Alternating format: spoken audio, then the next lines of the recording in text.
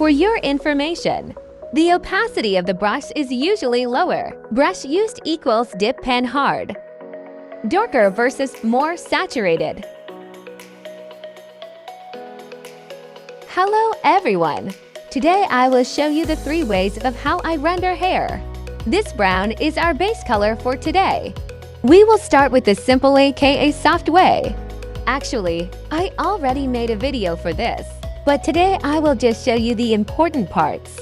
We always start rendering using a darker color than the base color, but not too dark yet. You can use saturated colors to improve the quality. You can also add darker colors for the top and bottom of the hair. Using the Add tool, add some lines in some parts of the hair. You can make the add layer lighter and soften the lines. You can add small strands of hair for extra detail. By the way, these are the colors I used. For the add color, I just used the base color. 1 down, 2 more to go. Time for the second one. First, we get a dark color and fill in this part. This area will have the darkest color. Feel free to add a more saturated color. Then with a lighter shade, shade areas behind the front hair. Or maybe you could just copy where I put it. Now, with a light saturated color, added some parts of the hair to give it a brighter look.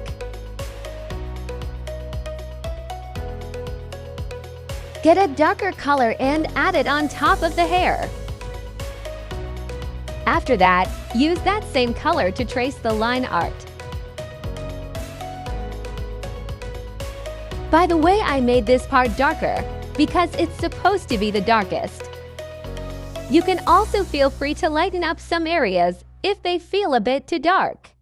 Using the color we used to trace over the line art, we will use it again to add these wiggly lines.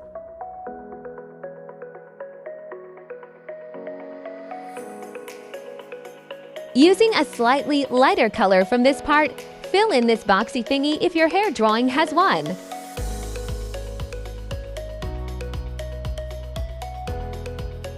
You can follow what I'm doing, but it's optional.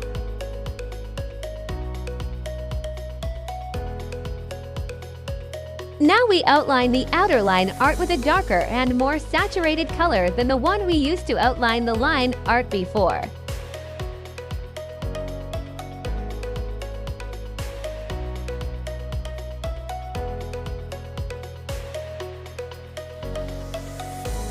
Now we add a multiply layer. You can adjust the opacity of the layer to whatever satisfies you. Then add another layer and set it to add. Activate force fade and change the shape of fade to a sharper edge. Make your brush smaller and add these lines.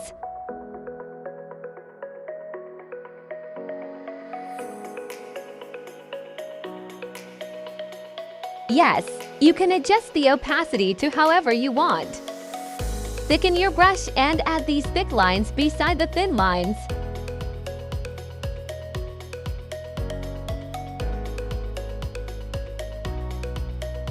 Now add some small thick lines in some blank areas. You can also make the brush smaller if you think it's too thick.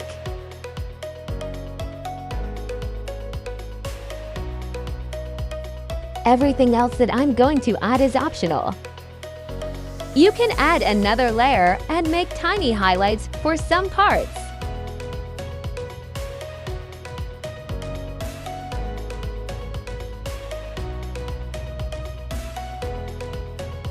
Adjust the opacity to your liking. You can add another add layer. Adjust the opacity. Add another add layer on top. And just do this.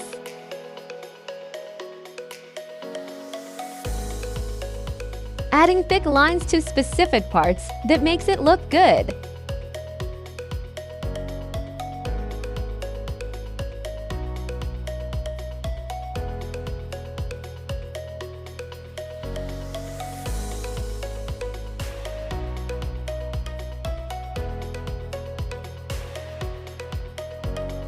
One more left.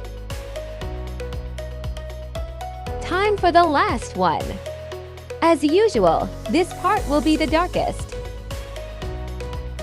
Get a darker shade than the base color. Slightly lower the opacity and start making some boxy shapes on the front bangs of the hair.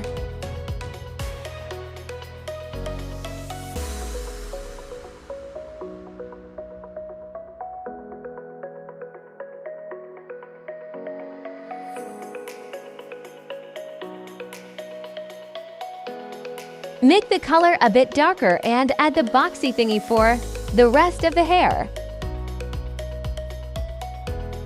Remember to trace the line art as well.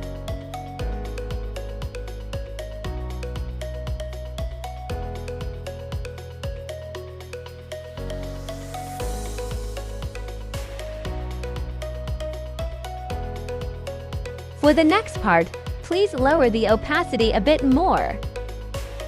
Using the color we used for the front hair, add wiggly lines for blank areas of the hair, usually above the boxy thingy. Feel free to adjust anything that doesn't look right. Use the same color with a lighter opacity to fill in the insides of the darker boxy thingy.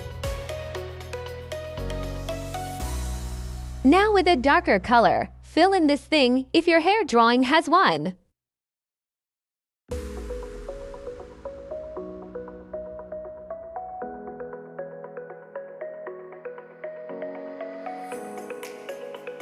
Here, I am just outlining the other line art. You don't need to do this if you already did.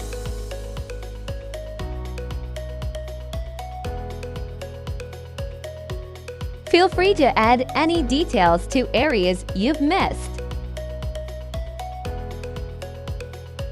If you're not satisfied yet, you can add an add layer and use any highlighting technique used for the shiny rendering, but make sure to avoid using so much small brush strokes for highlight.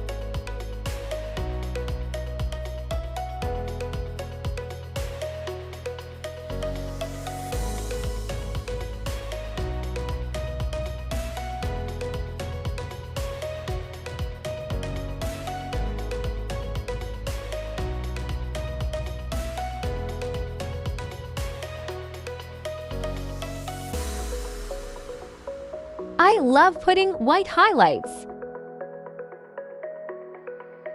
Oh, and we're done. Thanks for watching. Bye.